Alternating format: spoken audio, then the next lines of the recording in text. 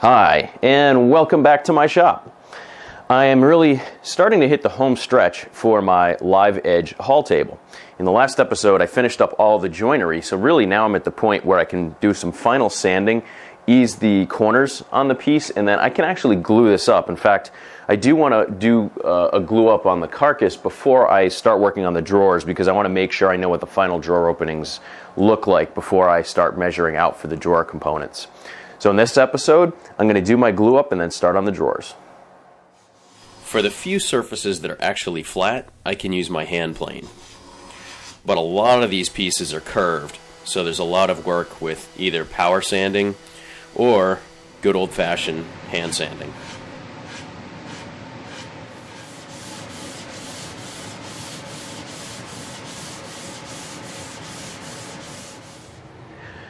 I now have all of my components sanded all the way up to 600 grit or so. I like to get cherry really finely sanded because I think it just eliminates blotching and takes a nicer finish. What I'm going to do is assemble both the left and the right sides first. And those are really the two most important sides because they need to be perfectly square and the two dividers need to be perfectly parallel in order for that drawer to slide easily. So I'm going to show you a few tricks that I'm going to use to make sure that those are perfectly parallel and square. For starters, I have all of my pieces laid out right where they're going to get assembled.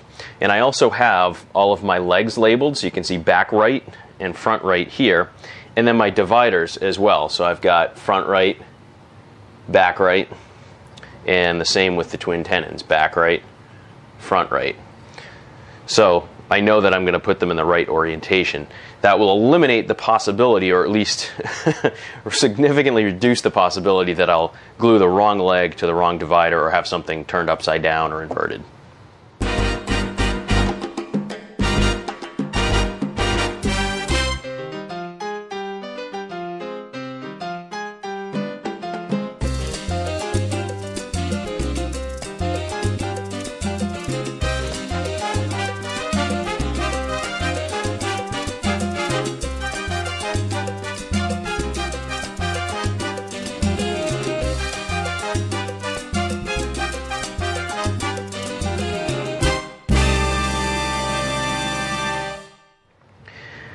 Now, in order to make sure that these are square to the sides of the legs, ordinarily I would just drop a square in here, but I don't have a square that's small enough that would actually give me a good register.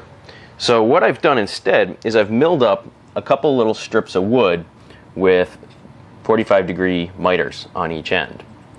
And all I have to do is, flip these around, hold them against each other, and then just drop them in the corners here. Because the trick is that if we know that the opposite corners are completely the same distance apart, that we have a square opening. And then I just hold that, drop it in the other side, and I can see that that's exactly the same.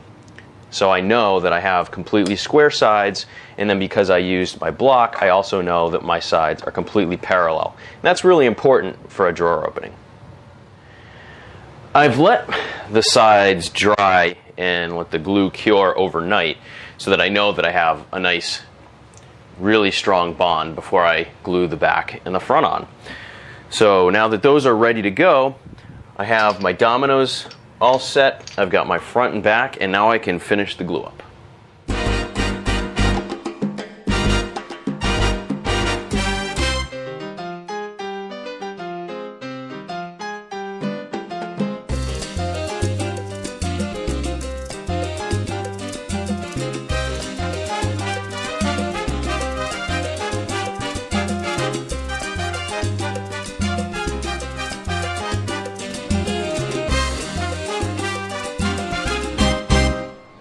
Now that I have my carcass assembled, I have a much better idea of what I'm dealing with in order to design my drawers. So there are a couple things I have to address here. First of all, the front apron ended up being a lot wider at the ends because it has to accommodate the curve in the front. And because of that, I now have sort of a little bit of an extension here where the drawer sides will come in. And On the other side, I don't have that. So what I'm going to do is I'm actually just going to put a doubler in the back apron that will give me that same amount of protrusion from that apron. That way I'll be able to have a drawer that's centered between the two aprons. The alternative would be for me to have an offset drawer. So you'd basically have the drawer front would overhang the right side a little bit more than the left side. Didn't really like that idea because you'd be, trying to pull the center of the drawer, and that wouldn't actually be the center of the drawer, and it might rack inside there. So I do lose a little bit of width for the drawer, but not a ton. It's maybe a little less than an inch, and I think it'll just be structurally more sound. The other thing I need to address is that because this is a side drawer and not a traditional front to back drawer, I don't have this back apron in order to join my runners and kickers into. Typically that's what you would use to keep the drawer from cantilevering up or down. So I could engineer something where I would maybe put sliding dovetailed kind of rails across here and on the bottom, and that would give me a surface to then join some runners and kickers into. But I feel like at that point I'm sort of over-engineering this. It's just a hidden drawer. It's very small. I don't think I really need to build up the carcass just to accommodate it. So instead what I'm going to do is I'm just going to route some shallow grooves in the drawer sides, and then on top of these aprons and on top of the doubler for the back apron, I'll just have a thin strip of material that will be the same width as that groove. So then the drawer will just slide in on that little rail. And I think that'll just be a simpler, sort of less over-engineered solution to the problem. So now I also know the size of my drawer opening. It's just short of 2.5 inches top to bottom.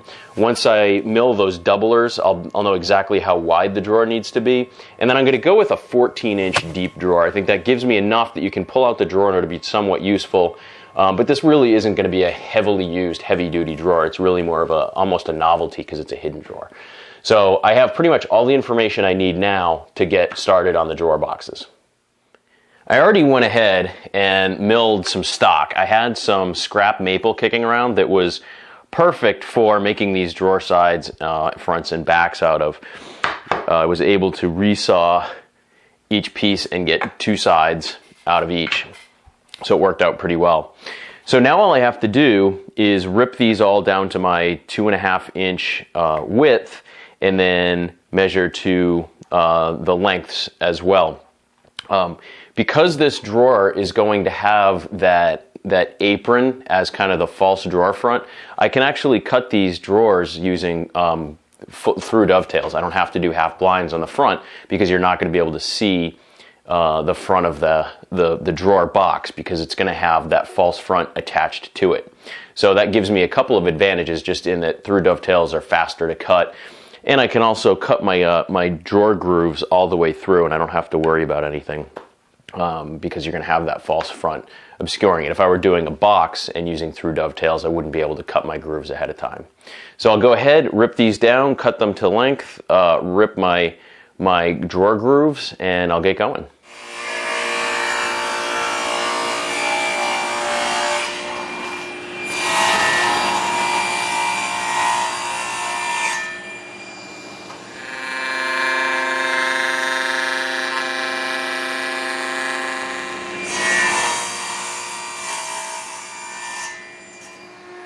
Because the drawer cavity doesn't have runners or kickers, I'm cutting a groove in the drawer sides to ride on rails instead. I just need to be careful when laying out my dovetails that I lay them out around the groove.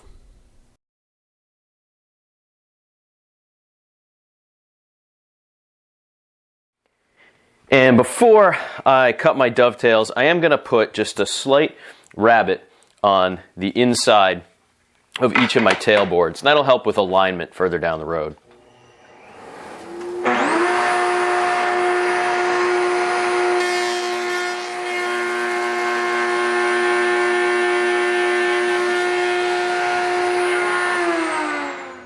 Now I can start cutting my dovetails.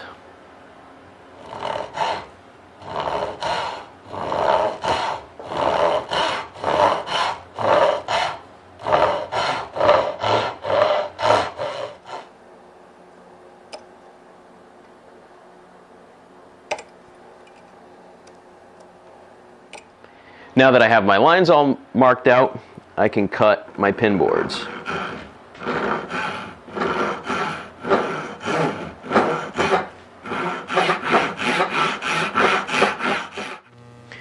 Well, I got all of my dovetails cut and I got everything dry fit, and it was sort of through this process that I realized I made a couple of critical mistakes. The first of which isn't quite as big a deal. I thought that I was grabbing some scraps of soft maple when I milled this material. I typically like to make drawer sides out of soft maple because it's a good durable wood, but it's still soft enough that you can use chisels and hand tools pretty readily.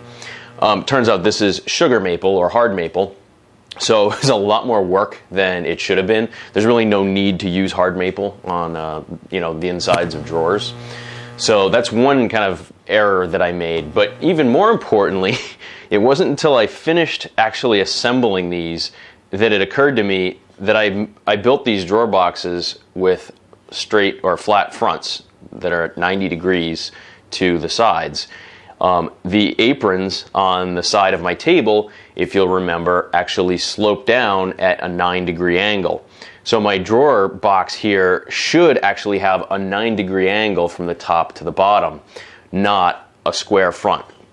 So I actually tried to think of a couple of different ways that I might be able to keep the square drawer boxes and then mount the false front, either with a wedge in between or spring hinges. And the more I thought about it, the more it just occurred to me that I need to recut the fronts of my drawer boxes and do so at that 9-degree angle. It's really the proper way, it's the right way of doing it. And yeah, it's going to set me back a little bit, but I still think I'll have enough time to get this project done in time.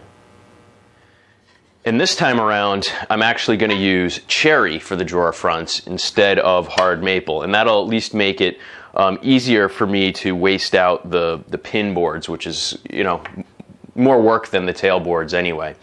And then I'll also have to recut my drawer sides at that 9-degree angle and then recut the tails as well. I also will need to mill my fronts to accommodate the drawer groove at the bottom. But other than that, this will probably only set me back maybe an hour or two, and it'll be like the proper way to actually fix the issue. So I'm going to get going on that and then recut my front pins and tails. I went ahead and finished cutting the new dovetails on my new drawer fronts. And I will say, working in cherry versus maple made a huge difference. I think the dovetails turned out a lot nicer. Cherry is just a much softer material, and you don't have to have your dovetails nearly as precise because you'll get some compression in the cherry when you put the dovetails together, so you just get a better joint. Maple on maple is just kind of a crazy material to try to do through dovetails on. So I will pop these out of clamps, see how we did.